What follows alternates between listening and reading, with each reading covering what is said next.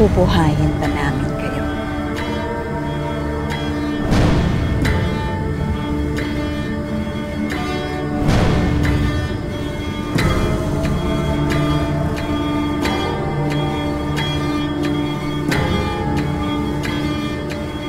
Sissy, anong ginagawa mo dito?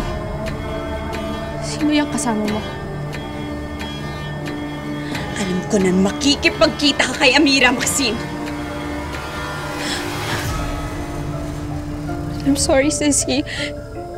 Ayoko na ng gulo. I just wanna live a happy, peaceful life.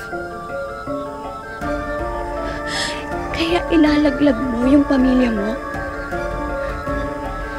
Ha? Para makaligtas ka, Maxine?